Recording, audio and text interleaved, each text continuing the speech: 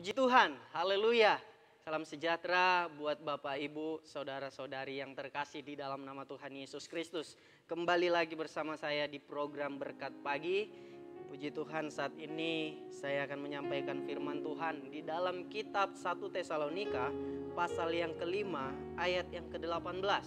Sekali lagi, 1 Tesalonika pasal yang kelima ayat yang ke-18 firman Tuhan berkata, mengucap syukurlah dalam segala hal, sebab itulah yang dikehendaki Allah di dalam Kristus Yesus bagi kamu.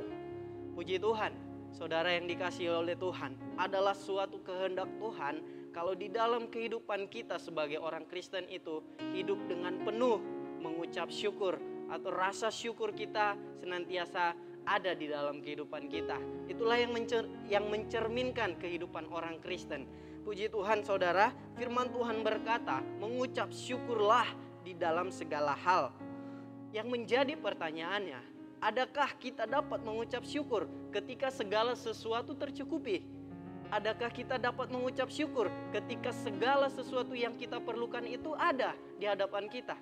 Atau ketika kita sedang mengalami segala kelimpahan, kalau di dalam perekonomian, bahan makanan lengkap, bahkan yang segala sesuatunya tercukupi. Nah, tapi bagaimana dengan sebaliknya? Adakah kita dapat mengucap syukur ketika kita tidak memperoleh segala sesuatunya? Menjadi pertanyaan dan menjadi renungan bagi kita, buat umat-umat yang dikasihi oleh Tuhan. Adakah kita dapat mengucap syukur ketika Tuhan uji kita di dalam segala situasi kehidupan kita yang mengalami kekurangan? Coba kita buka di dalam kitab Efesus.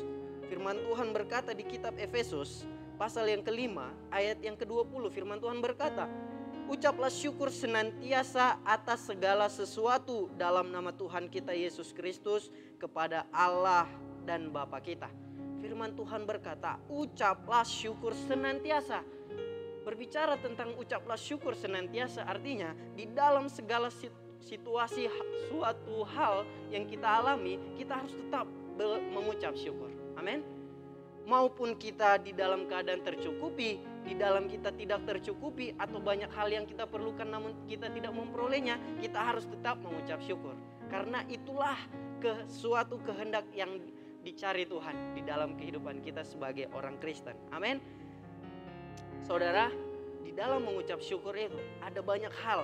Namun yang saya mau tekankan saat ini ialah, adakah kita mengucap syukur lewat setiap berkat Tuhan yang Tuhan berikan dalam kehidupan kita? Apa itu? Lewat nafas kehidupan yang Tuhan masih berikan setiap harinya bagi kita. Kalau kita masih boleh hidup, kita boleh menikmati ini dan itu semua adalah suatu karunia Tuhan yang dimana kita harus bisa mengucap syukur atasnya.